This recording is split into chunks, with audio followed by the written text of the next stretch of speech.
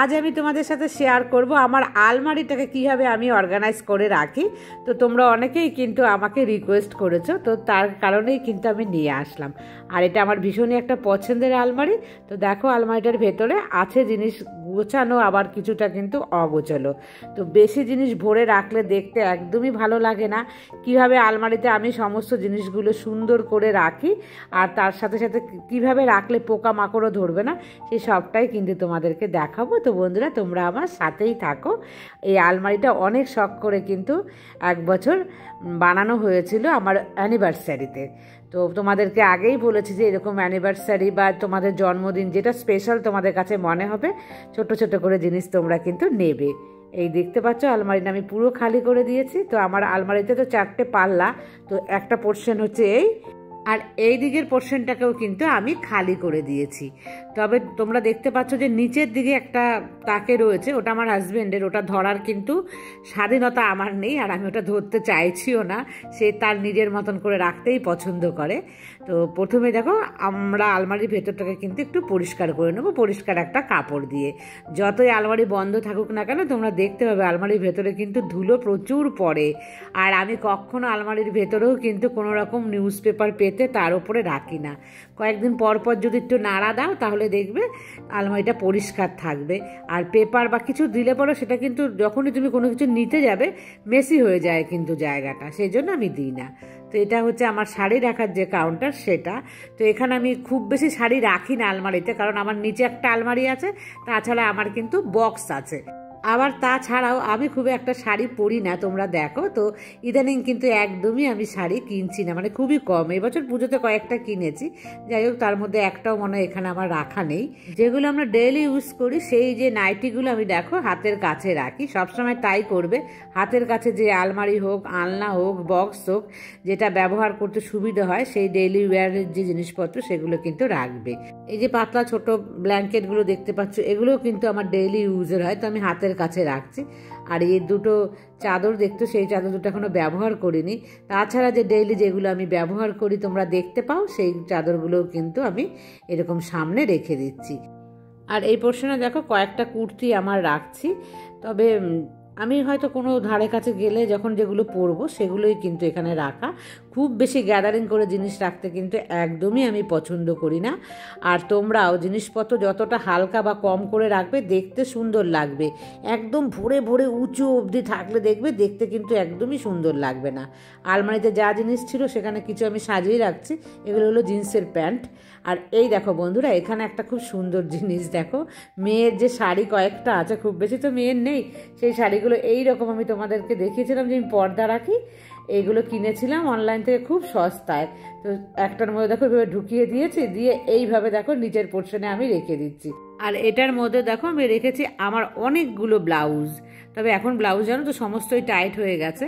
যাই হোক এই ব্লাউজগুলোকে এইরকম একটা চেন দেওয়া যে ব্যাগ, তার মধ্যে রেখে দিলাম হাতের কাছে, মানে এটা খুললেই সমস্ত কিন্তু আমি পেয়ে যাব, এদিক ওদিক ছড়িয়ে থাকবে না। তোমরাও চাইলে সস্তায় নিতে পারো। নিচে মেয়ের যে ডেইলি ইউজের গেঞ্জি বা টি শার্ট যা বলে সেগুলো আমি রেখেছি। আর এই কয়েকটা চাদর আমার, মানে যেগুলো বেসিক ধরো হঠাৎ করে কোথাও গেলাম তো লাগলো, তো সেগুলোই রেখেছি। আর এইখানে রাখছি দেখো, এটা হচ্ছে আমার বালিশের যে কভারগুলো, মানে আমি সবসময় যা ব্যবহার করি সেই সমস্ত জিনিসে কিন্তু আমি রাখছি। আর বাদ বাকি জিনিস যেগুলো ব্যবহার ডেইলি হয় না সেগুলোকে কিন্তু আমি এখানে রাখবো না, এখান থেকে পুরোটাই আমি সরিয়ে দেবো। এই গামছাগুলোও কিন্তু আমি ইউজ করি। আর এই দেখো শাড়ি যে রেখেছি এখানে দেখো পেছনটাতে আমার যে একটা বড় ব্যাগ, এই ব্যাগগুলোকে কিন্তু ভাঁজ করে রাখলে খারাপ হয়ে যেতে পারে, সে কারণে কোথায় রাখবো, আমার তো হ্যাং করার জায়গা নেই। তো আমি কি করছি দেখো, এই শাড়ির পেছনে আমি কিন্তু এইভাবে ওই বড় ব্যাগটাকে সোজা করে এইভাবে আমি ঢুকিয়ে দিচ্ছি। আর এই যে দেখো আমার হাজব্যান্ডের একটা ছোট্ট ব্যাগ, সেগুলো তো সবসময় ব্যবহার হয় না, তাকেও কিন্তু আমি এইভাবে পেছনে রেখে, মানে শাড়ির পেছনে দিয়ে আবার দেখো শাড়ি দিয়ে আমি ঢেকে দিচ্ছি। জিনিসগুলো কিন্তু একদম সোজা করে রাখলে ভালো থাকবে, আর এই শাড়ি দিয়ে ঢেকে দেওয়ার কারণে কিন্তু খুললেও চোখে পড়বে না। তো এইরকম কিন্তু তোমরা করতে পারো। আর একটা সুন্দর জিনিস দেখাই দেখো, আমার বরের হচ্ছে এটা পাঞ্জাবি, কি সুন্দর জানো, তসরের ওপরে কাজটা দেখো দুর্দান্ত। এটা ওদের বাড়ি থেকে কিন্তু এটা কিনেছিল, আমার ভীষণ ভালো লেগেছিল, এটা পরেও বিয়ে করতে এসেছিল। আর নিচের পাঞ্জাবিটা দেখো, এই পাঞ্জাবিটা আমরা দিয়েছিলাম, মানে আমার বাবা দিয়েছিল। আমাদের পাঞ্জাবির থেকেও আমার ওদের যে পাঞ্জাবিটা দেখো কি দারুণ। তো ব্যবহার তোর বাবা একদমই করে না, দেখো ফোল্ড হয়ে গেছে অনেকদিন একইভাবে রাখতে রাখতে। রাখতে। তো আমিও কী করছি, আমার বাবার এটাকেও কিন্তু এই সাইড দিয়ে একটুখানি ঝুলিয়ে রেখে দিচ্ছি, নিচের আলমারিতে ছিল জানো তো।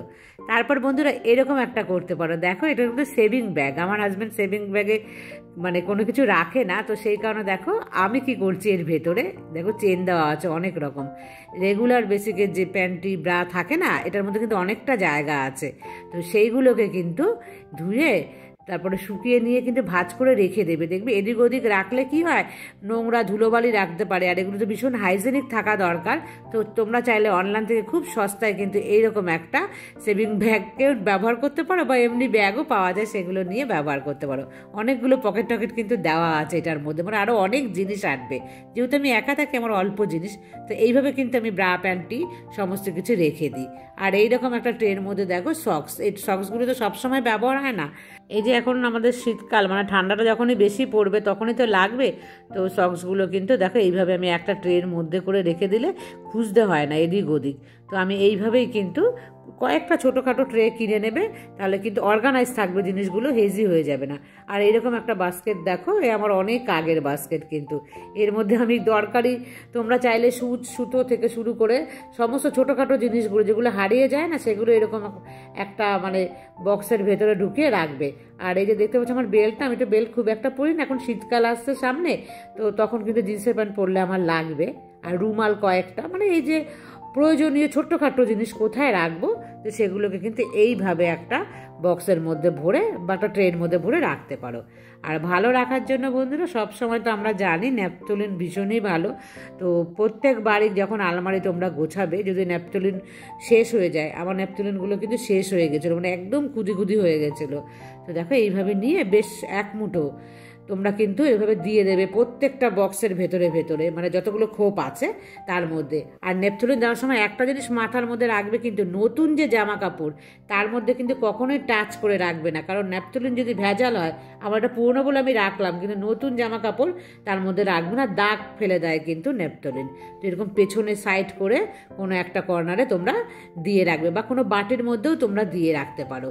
তো আমি আর বাটির মধ্যে দিই না, এইভাবে কিন্তু আমি প্রত্যেকটা কোনায় কোনায় দেখো আমি দিয়ে দিচ্ছি। এটা একটা সুগন্ধ হবে, পোকামাকড় দূর হবে, আর একটা খুবই সুইট কিন্তু স্মেল লাগে, আমার কাছে তো ভীষণই ভালো লাগে। তো দেখো আমি প্রত্যেকটা জায়গাতে কিন্তু একটা একটা করে এইভাবে আমি দিয়ে দিচ্ছি সমস্ত। তো বন্ধুরা নিজেদের শখের যে আলমারি, সেই আলমারিটাকে তো আমরা একটু যদি সাজিয়ে রাখি, প্রথম বলি যে এই ফুলটার এই ফুলটা, এই দুটো ফুল কিন্তু আলমারি সাজানোর জন্য আমি প্রথম কিনেছিলাম। যখন আমি ব্লগ করতাম না তখন কিন্তু আলমারির ভেতরেই রাখতাম, তারপর যখন ব্লগ শুরু করলাম তারপরে কিন্তু আমি ওগুলোকে বাইরে নিয়ে নিয়েছিলাম। তো তোমরা চাইলে ছোটোখাটো দুই একটা ফুল দিয়ে আলমারির ভেতরটা রাখলে দেখবে দেখতে কিন্তু ভীষণ ভালো লাগবে। আর দেখো আমি কিন্তু অনেকটা ভরে উঁচু উঁচু করে একদমই আমি রাখিনি, যদি পুরো ভরে গ্যাদারিং করে রাখি দেখতে তো খারাপ লাগেই, তার সাথে সাথে কি বলতো কোনো জিনিস একটা টানতে গেলে আর একটা জিনিস কিন্তু পড়ে যাবে, তো সেগুলো আবার অর্গানাইজ করতে অনেকটা সময় লাগবে। আর আলমারি গুছিয়ে রাখাটা দেখবে এক সপ্তাহের মধ্যে আলমারি কিন্তু অগোছলো হয়ে যায়, কারণ বাড়ির আরও অন্যান্য সদস্যরা থাকে, তারা কিন্তু একদমই অর্গানাইজ নয়। সে কারণে স্বামীরাও করে, তার সাথে সন্তানরা ছেলে মেয়েরা তো করেই করে, তবে আমার হাজব্যান্ড কিন্তু ভীষণই গোছানো, তার কোনো জিনিস একটাও এদিক থেকে ওদিকও হবে না, আর তার জিনিসের হাতও দিতে কিন্তু দেবে না, সে কারণে আমি কিন্তু তার পোর্শন আর ধরিয়ে নিই।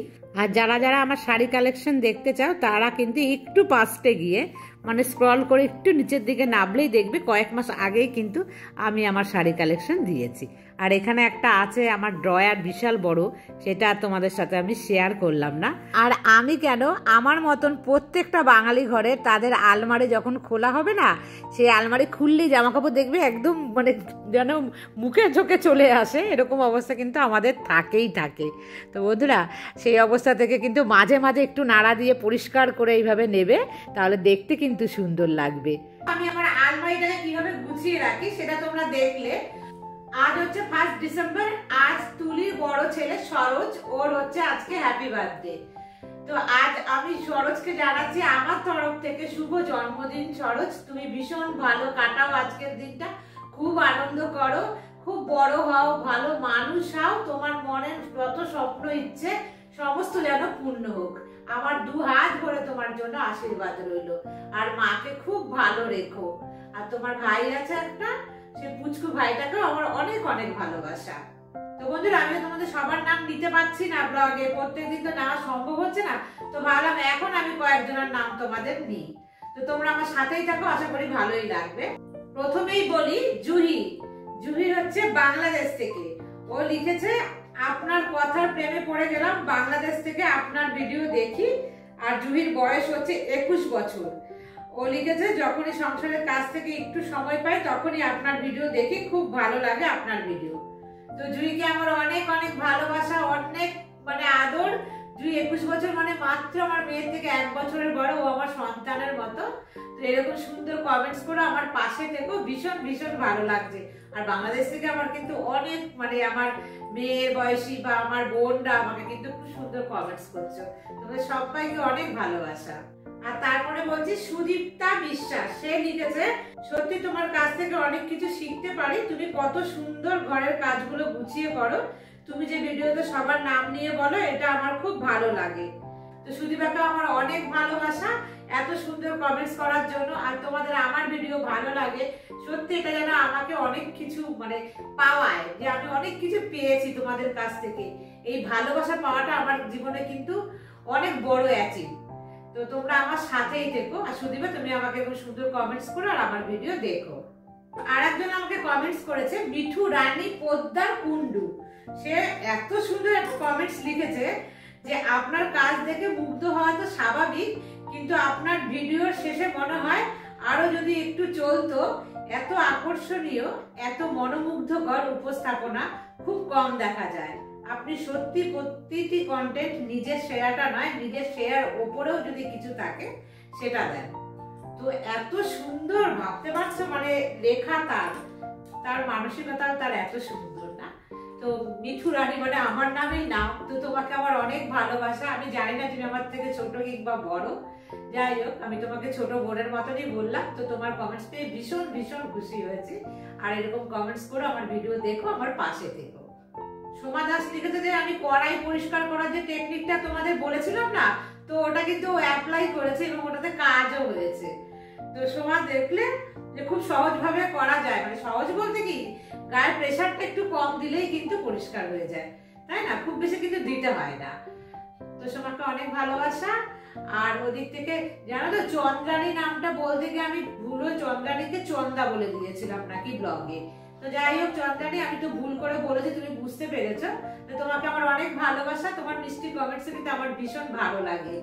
আমাকে হাসিবা লিখেছে কাকিমা আমি আপনার ভিডিও কিছুদিন যাবত দেখছি, খুব ভালো লাগছে, আপনার এনার্জি দেখে আমি নিজের কাজে এনার্জি পাচ্ছি। থ্যাংক ইউ কাকিমা, ভালো থাকুন, সুস্থ থাকুন, সাবধানে থাকুন।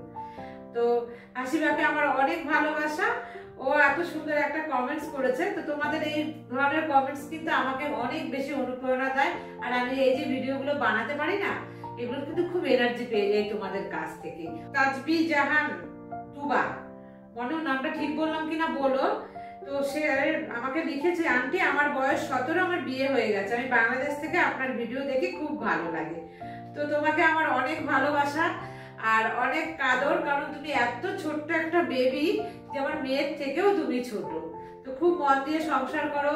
আর তুমি তো অনেক ছোট, তুমি অনেক কিছু শিখবে জীবনে, অনেক কিছু দেখবে বড়দের থেকে, অনেক কিছু শিখে তুমি অবাক হয়ে যাবে যে এগুলো এরকম হয়।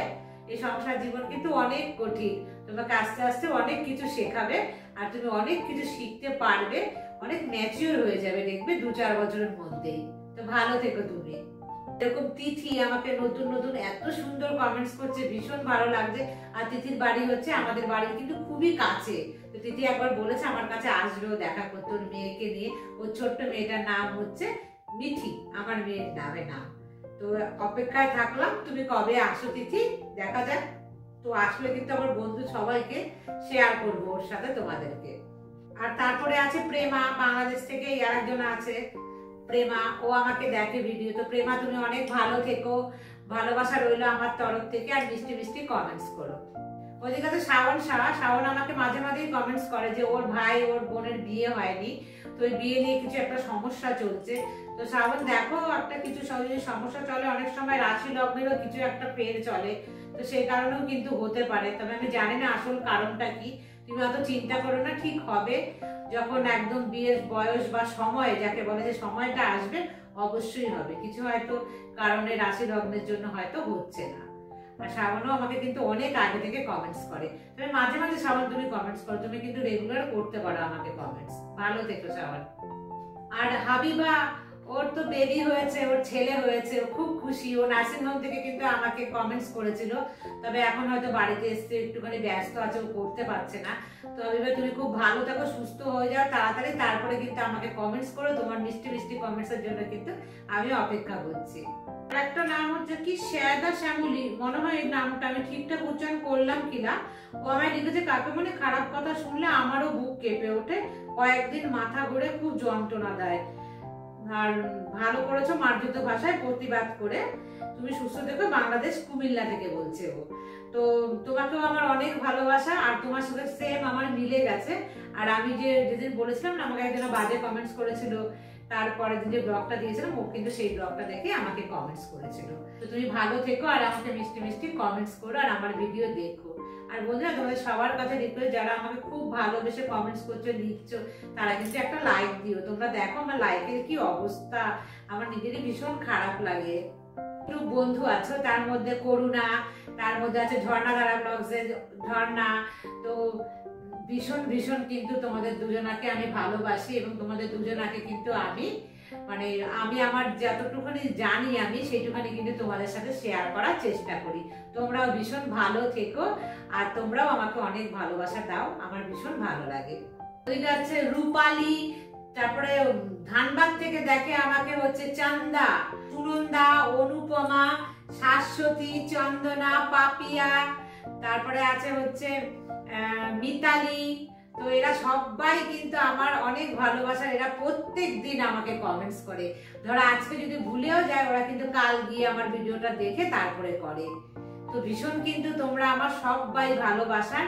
তো তোমরা সবাই আমার সাথে এইভাবে থেকো, আমার ভিডিও দেখো, আর আমার ভিডিওতে একটা অবশ্যই লাইক করো।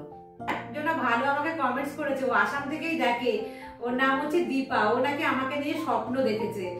ও তো বাংলাটা ঠিক লিখতে জানে না, যাই হোক ও আমাকে কিন্তু লিখেছে, আমি বুঝতে পেরেছি আমাকে লিখেছে যে তোমাকে আমি স্বপ্নতে দেখেছি কাল রাতে। তো এটা তো আমার জন্য অনেক বড় পাওয়া। আর সঞ্চিতা, ওর একটা পুচকু মেয়ে আছে, ভীষণ মিষ্টি, এত সুন্দর করে আমাকে যে বলে না, আমার তখন মনটা ছুঁয়ে যায় একদম। আর ওদিকে তুলি আসাম থেকে, তুলি তো হচ্ছে একদম আমাকে মিষ্টি ছাড়া কথাই বলে না, ভীষণ ভীষণ আমাকে ভালোবাসে, আমিও ওকে ভীষণ ভালোবাসি। তুলি তো বলেছিল আমার কাছে আসবে, তো আসতে পারলো না। ওর খুব ইচ্ছে ছিল আমার কাছে আসার। আসানসোল হচ্ছে বাবার বাড়ি, একটু তো দূর, যদি কলকাতা হতো তাহলেও হয়তো ও চলে আসতো আমার কাছে। যাই হোক, ও বলেছে নেক্সটে আসবে ছুটিতে যখন ও বাড়িতে, তখন যদি আসে আমার কাছে, তাহলে সেই অপেক্ষাতেই থাকলাম। আর চৈতালি, ওর বাড়ি হচ্ছে বর্ধমানে। তো চৈতালি আমার হচ্ছে জানেমান। তো জানেমান কিন্তু ভীষণ ভীষণ আমার প্রিয় একজন মানুষ। ও কিন্তু একদম আমার মায়ের মতন, আমাকে ভীষণ কিন্তু আদর যত্ন করে, শাসন ভালোবাসা সমস্তটা দেখায়, ভীষণ কিন্তু আমার প্রিয়। তো চৈতালি, তুমি খুব ভালো থেকো। আর ওদিকে হচ্ছে অনন্যা, অনন্যা হচ্ছে আমার মেরি জান।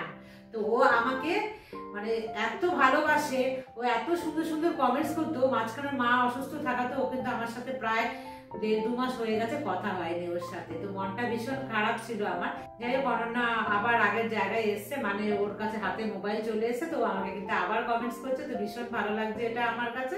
তো ভালো থেকো অনন্যা। আর অনন্যা নিজেও খুব অসুস্থ। আর পায়েলও হচ্ছে আমার একদম অনেক পুরনো, কিন্তু ও আমার সোনা বাচ্চা। ও আমাকে কমেন্টস করে প্রথম থেকে এখন পর্যন্ত। পায়েলকে আমি ভীষণ ভালোবাসি, পায়েলও আমাকে ভীষণ ভালোবাসে। ও আমাকে কাকিমণি বলে ডাকে, আমার ভীষণ কিন্তু ভালো লাগে। আর প্রথম থেকে শেষ পর্যন্ত থেকে যেও পায়েল, কারণ পায়েল আমাকে কথা দিয়েছে, পায়েল আমার শেষ পর্যন্ত থাকবে। তো এটা আমার কাছে অনেক বড় পাওয়া। আর আমি পায়েলকে আমার নিজের বাচ্চার মতন করেই কিন্তু ভালোবাসি। তো আই লাভ ইউ সোনা বাচ্চা। আর ওদিকে বিনা পানি দিদি ভাই, সেও কিন্তু আমাকে ভীষণ ভীষণ স্নেহ করে, আমাকে কিন্তু খুব আদুরে বুনু বলে ডাকে, ভীষণ ভালো লাগে। আর রূপা দিদি ভাই, সে কিন্তু বলেছে আমার বাড়িতে আসার তার খুব ইচ্ছে। তো আমি অপেক্ষা করে আছি, দিদি ভাই তুমি কবে আসবে আমার বাড়িতে। আর ওদিকে মধুমিতা হচ্ছে আমার একদম মানে প্রিয় একটা যে বন্ধু হয় না, বান্ধবী, সে ও কিন্তু প্রথম থেকে আমার সাথে আছে। দেখো প্রত্যেক ব্লগে আমি ওর নাম নিই বা না নিই, মধুমিতা কিন্তু প্রথম থেকে আমাকে কমেন্টস করে। ও কিন্তু আমার উপর রাগ অভিমান করে না, ও বোঝে আমাকে জিনিসটা। তো সেই কারণে কি বলতো, যে আমি যদি ওর কথা নাও বলি, ও কিন্তু রেগুলার দেখবে, আমাকে কমেন্টস করবে। তো এটা হচ্ছে ভালোবাসা। আর সবশেষে বলি সাকিনার কথা। সাকিনা হচ্ছে আমাকে কিন্তু প্রথম থেকে, মানে ও যবে থেকে আমার ভিডিও দেখে তবে থেকে ও আমাকে কমেন্টস করে। আগের দিন না পারলেও ও পরের দিন কিন্তু করে। আর এখন দেখছি ইদানিং কিন্তু ও দিনের দিনই আমার ভিডিও দেখে আমাকে কমেন্টস করছে। তবে একটু তালগোল পাকিয়ে ফেলে আমার মতন, বলে যে দিদি আমি যখন দেখি তোমার ভিডিও তখন অনেক কিছু মনে পড়ে, পরে যখন কমেন্টস দিতে যাই তখন সমস্ত গুলিয়ে ফেলি। যাই হোক, তুমি গুলিয়ে ফেললেও আমাকে যে ছোট্ট করে একটা কমেন্টস করো, এটাও কিন্তু আমার কাছে অনেক বড় পাওয়া। আর বন্ধুরা, যাদের নাম আমি দিতে পারলাম না তাদের কিন্তু নেক্সট ব্লগে আমি নেব খুব তাড়াতাড়ি তোমাদের নাম। আর যাদের নাম নেইনি চটপট, তারা কিন্তু আমাকে কমেন্টস করে জানাও যে দিদিভাই তুমি কিন্তু আমার নাম নেওনি, বা কাকিমা তুমি আমার নাম নেওনি। তো আমি কিন্তু অবশ্যই বলবো। তো আজকের মতন এই পর্যন্তই রাখছি, কারণ ব্লগটা অনেক বড় হয়ে গেছে, সেই কারণে আমাকে এখন রাখতেই হলো। নাহলে আমি দেখে দেখে আরো অনেকগুলো নাম কিন্তু বলতে পারতাম, তো অত লেন্দি হয়ে গেলে দেখতে ভালো লাগবে না। যাই হোক, আজকের মতন এই পর্যন্তই রাখছি, আবার দেখা হবে নেক্সট ব্লগে। ততক্ষণ তোমরা সবাই ভালো থেকো, টাটা।